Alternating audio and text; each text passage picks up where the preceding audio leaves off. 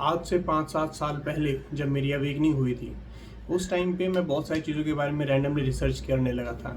मैंने राजू दीक्षित जी को सुना, बहुत सारे अलग-अलग ब्लॉग्स पढ़े, बहुत सारे कंटेंट पढ़ा, बहुत सारी वीडियोज़ कंज़्यूम करी, बॉडी को समझने की कोशिश करी, हमारी बॉडी कैसे भगवान से कनेक्टेड है, इन चीज़ों को समझना शुरू करा।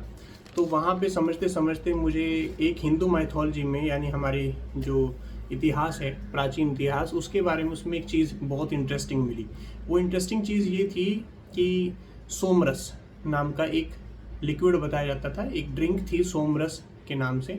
सोमरस बताया जाता था कि जो देवता थे, जो स्वर्ग में रहते थे, वो सोमरस को ग्रहण करते थे। और साथ ही उसका और भी कुछ कहानियाँ थी जहाँ पे सोमरस किसी मतलब अर्थ धरती पर रहने वाले किसी इंडिविजुअल ने कंज्यूम किया। तो ठीक है, मैंने पढ़ा, ठीक है भाई। तो जब मैंने सोमरस के बारे में पढ़ा तो मेरी नेचुरली मेरी क्यूरियोसिटी इस चीज़ के बारे में जागी कि यार कोई मतलब ऐसी कोई चीज़ है क्या जो धरती पे भी सोमरस जैसा कुछ टेस्ट दे सकती हो, कुछ पता चलता हो, क्या एक्सपीरियंस करने को मिलता है जब आदमी सोमरस को पीता होगा, क्या पता क्या फील होता होगा देवताओं को। तो उस चीज़ के बारे में मैंने रिसर्च करनी शुरू करी। ऑल्दो रिसर्च करने में ये पता चला कि उसकी फीलिंग ऐसी बताई जाती है जो कुछ जगहों पे, कुछ ग्रंथों में एक्सप्लेन करी गई है। वो बताया गया कि सोमरस को पी के ऐसा महसूस होता है जैसे इंसान को 1000 ऑर्गेजम्स एक साथ हो रहे हों।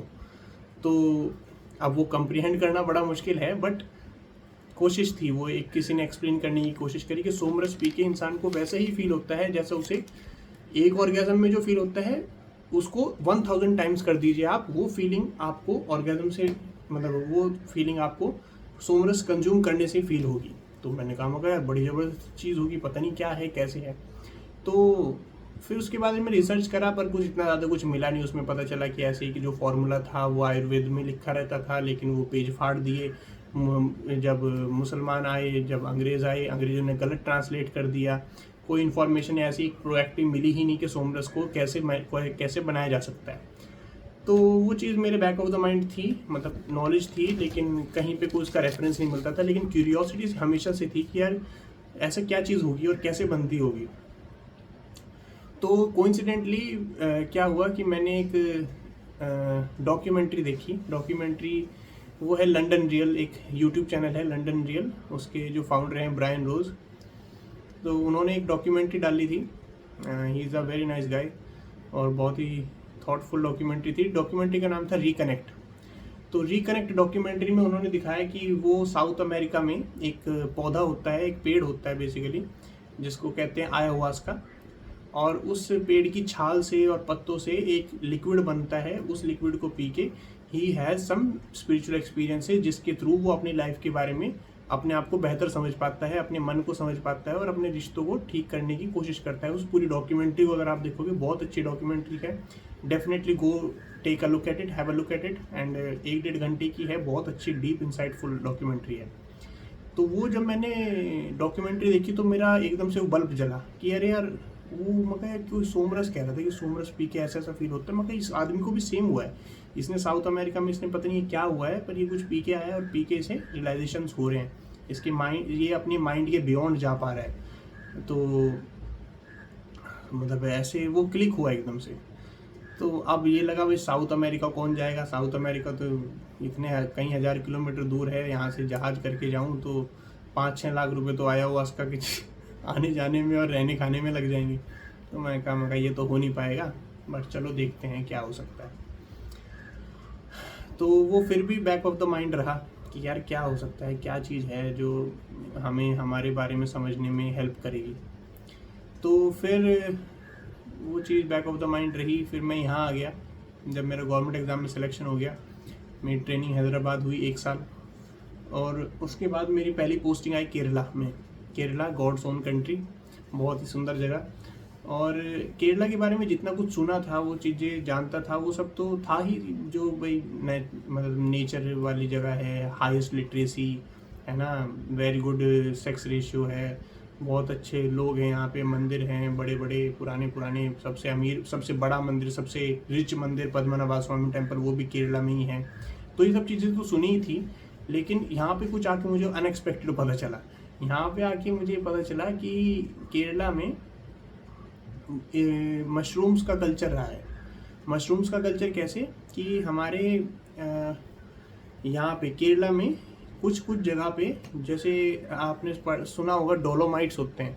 डोलोमाइट्स क्या होते हैं कि पुराने टाइम में जो लोगों को ब्यूरियल ब्यूरियल दिया जाता था, ब्यूरियल BURIAL ब्यूरियल क्रीमेशन दिया जाता था, यानी चारों तरफ से पत्थर रखते थे, बीच में बॉडी को रखते थे और उसको जला देते थे, तो ये ब्यूरियल कहा जाता था। और उन पत्थरों को ऐसे ही लगा हुआ छोड़ दिया जाता था।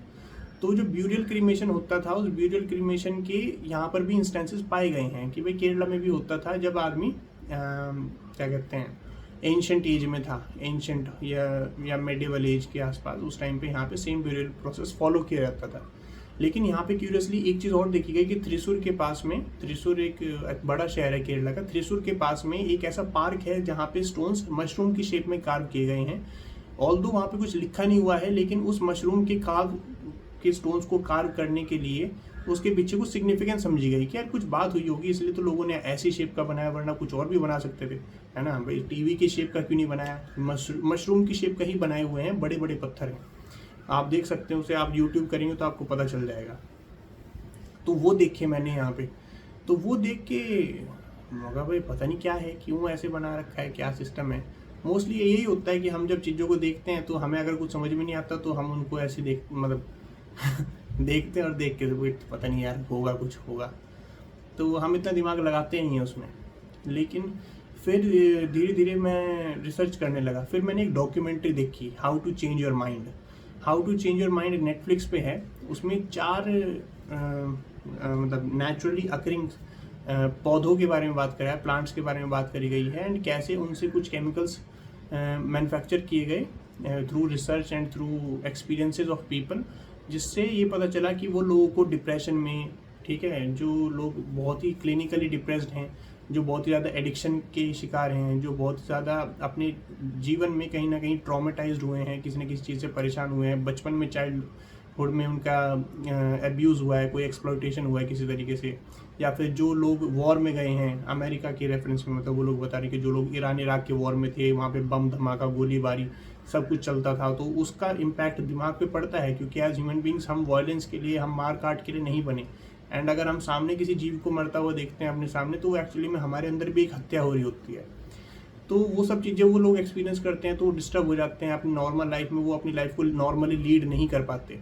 तो उसमें दिखाया गया कि लोगों ने जब वो सब्सटेंसेस कंज्यूम किए, एक LSD है, एक मशरूम है, यहाँ पे मैं मशरूम से कनेक्ट कर गया कि यार ये तो वही चीज़ है जो केरला वालों ने, केरला की एंशंट कल्चर में लोग केरला को, मतलब मशरूम को पूजते थे।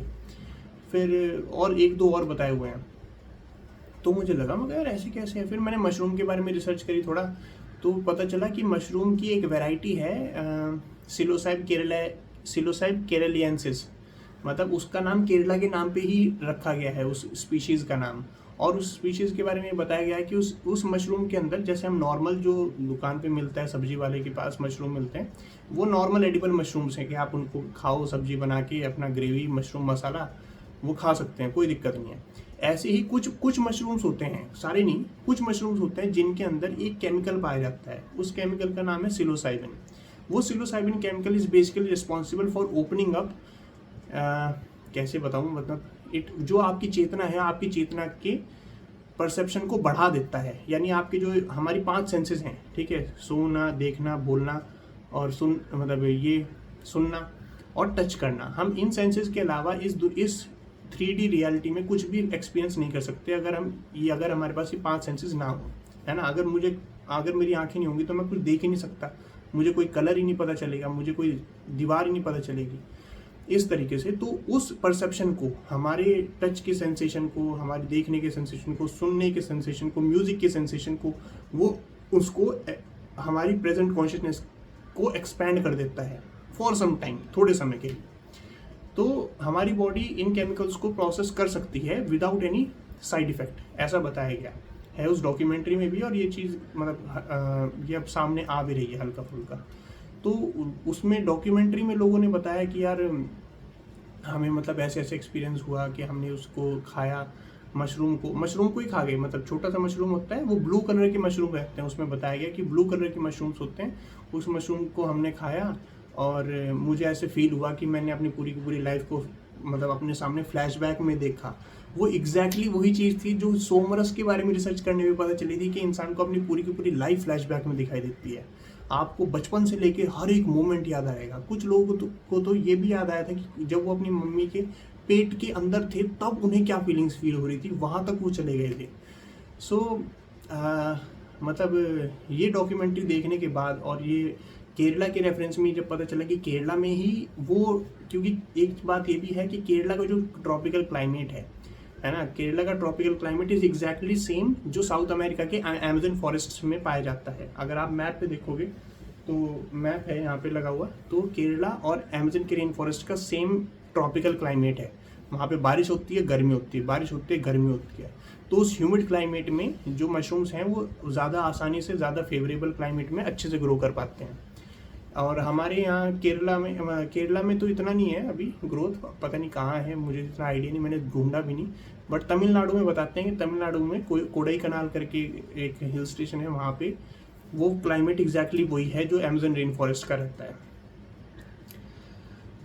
तो ये क्यूरियोसिटी मेरी रिसर्च के थ्रू जागी। मुझे लगा कि मुझे आप सभी लोगों को बताना चाहिए कि अगर कोई भी आपके आसपास कोई भी इंसान सफ़र कर रहा है किसी तरीके से, मतलब जहाँ पे उनका माइंड ट्रॉमेटाइज्ड है, किस तरीके से परेशान है, तो आप ज़रूर इस थेरेपी को एक्सप्लोर करने की कोशिश कीजिए, थोड़ी जानकारी इकट्ठी करने की कोशिश कीजिए, क्योंकि जब हमें नॉलेज होगी तभी हम शायद उन चीज़ों का कोई सॉल्यूशन निकाल सकते हैं। तो this is just an informative video कि इन रेफरेंसेस के थ्रू आप एक्सप्लोर करेंगे तो आपको भी शायद कुछ समझ में आएगा and it will help you build up upon it. And may be अगर कोई इंसान को या आपके नियर एंड डियर वंस कोई परेशान है, इस चीज़ से स्ट्रगल कर रहे हैं अपने माइंड के साथ, मेंटली, अपने मेंटल हेल्थ के साथ, तो definitely give this a try and I think so it will help you. So on this note, I would like to bring this video to an end and thank you for watching this video. Solar Mindset signing out.